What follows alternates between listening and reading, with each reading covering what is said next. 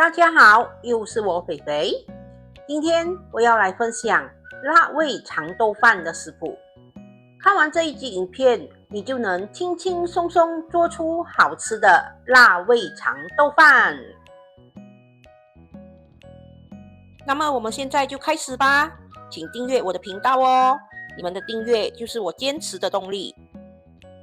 每逢星期一、星期四都会有视频更新哦，请多多关注。首先，我们把辣鸭腿砍成小块，然后加入温水，还有适量的盐，浸泡这个辣鸭腿半小时。辣鸭腿浸泡了半小时后，我们就可以把浸泡辣鸭腿的盐水倒掉，洗一洗，洗干净，然后沥干水分，放一旁备用。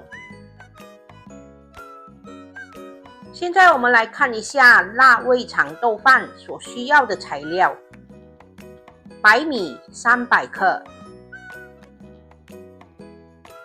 辣鸭腿1个，大概157克，腊肠1条，大概46克，长豆155克，香菇2朵，大概57克。蒜米红葱20克，鸡精粉2茶匙，胡椒粉半茶匙，清水380克。我们在锅里烧热适量的油，然后把长豆倒下去，我们要过一过油，不需要炸很久的，只需要炸一个几秒钟，我们就可以把长豆捞起，沥干油分。长豆经过高温过油，可以保持它的翠绿，不容易发黄，然后也可以去除长豆深深的味道。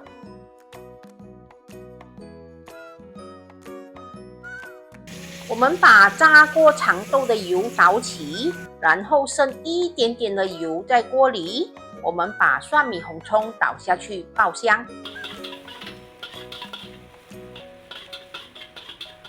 当蒜米红葱炒香后，我们就可以把辣鸭腿、腊肠还有香菇倒下去，继续的把它们炒一炒，炒到有香气。辣鸭和腊肠经过炒一炒，除了可以去掉油味，也可以增加香气。辣味经过翻炒后，会把油脂逼出来，让米饭吸收后，米饭就会更香更好吃。香菇也是一样，要经过热炒，香气才会出来。如果你们的辣鸭是很油的话，很油很肥的话，你们这样炒一炒，可以把多余的油脂逼出来，等下辣鸭饭煮出来就不会那么油咯。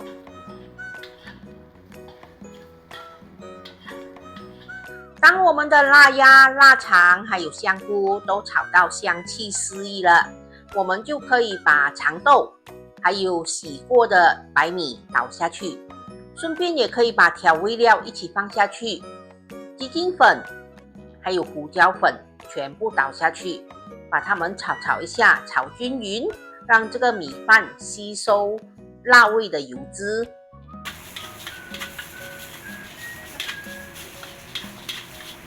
炒均匀过后，我们就可以把它们倒入我们要用来煲饭的饭锅里。接着我们就可以把清水倒进去，这个清水的分量就像你们平时煲饭的水量一样。可是如果这个配料太多的话，你们清水的分量也要增加一点哦。不然如果不够水的话，这个米饭煲出来有可能会生米，不够熟哦。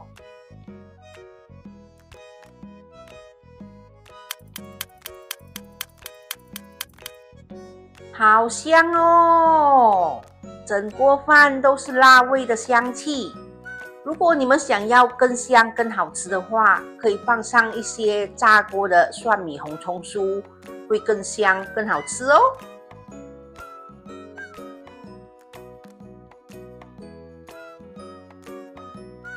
开饭前先来个温馨提示吧。辣鸭腿要用温水浸泡一下下，让它不要那么咸。不同牌子的白米吸水量都不一样，所以清水的分量你们要自己拿捏哦。如果配料太多的话，你们的清水也要增加哦，不然有可能会出现米饭煮不熟的状况哦。配料和调味料的分量你们都可以自行调整哦，放自己喜欢吃的配料，把调味调到适合自己的口味。下课，吃辣味长豆饭喽！完成喽！这就是我今天的作品——辣味长豆饭。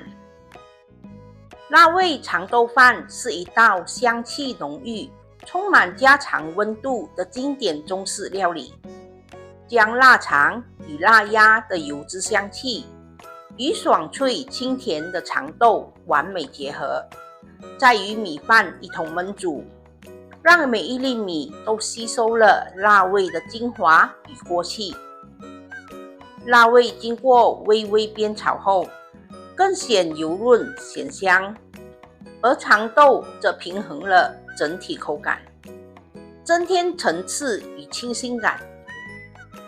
整道料理咸香适中，口感丰富，既有辣味的醇厚，也有蔬菜的爽口，是一道简单却极具满足感的家常美食。今天的辣味长豆饭非常的成功，米饭吸收了辣味的油脂，煮出来粒粒分明，香气十足。腊肠与腊鸭经过微微煸炒，更能带出辣味的咸香。长豆虽然没有了脆感，可是还是可以吃到它的清甜。还有别忘了我们的香菇哦，它可以提升整锅饭的香气。最后再增加一点炸过的蒜米红葱酥，你们说怎么可能不好吃呢？今天的辣味长豆饭成功，大家对我们今天的分享满意吗？满意的话，请帮忙点一个赞，还有多多把我们的视频分享出去哦。如果看了视频，喜欢我们的视频，喜欢我们的频道，可是又还没有订阅的你，请帮忙订阅一下哦。分享食谱与美食，轻松在家做料理，希望我们的分享可以让大家轻轻松松做出美味料理。好啦，今天的分享就到这里，大家记得要帮我们点赞、留言、订阅和分享哦，谢谢大家。